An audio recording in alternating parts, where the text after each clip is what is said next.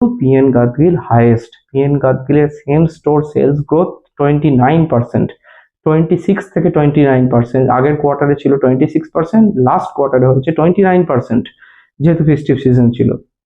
এটা টাইটানের ক্ষেত্রে 14 থেকে 19%, আবার কল্যাণের ক্ষেত্রে এটা 16 থেকে 21%, যেখানে পিএন গাদগিল 26 থেকে 28% আমার same store sales growth report করেছে। সুতরাং এই পুরনো স্টোরের যে সেলস গ্রোথ সেটা কিন্তু পিএন গাদগিলের অত্যন্ত ভালো।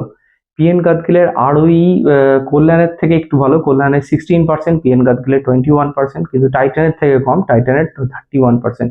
কিন্তু এটা আমার যত ধারণা, এটা ওই যেহেতু বুলিয়ান বিজনেস এটা কমে গেছে, তাই আরওই ওই যেহেতু বুলিয়ান বিজনেস কমার জন্যে আরওইটা কিছুর একটা অ্যাডজাস্টমেন্ট হয়েছে এবং সেটা আরওইটা হঠাৎ করে কমে গেছে।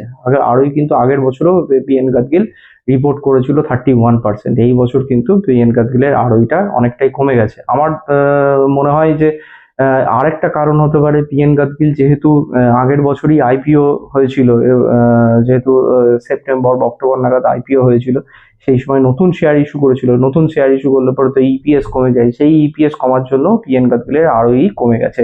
তো এই এফেক্ট যত কমতে থাকবে তত কিন্তু পিএন গাদগিলের আরওই আরো বাড়তে থাকবে। পিএন গাদগিলের আর একটা জিনিস খুবই ভালো, আর একটা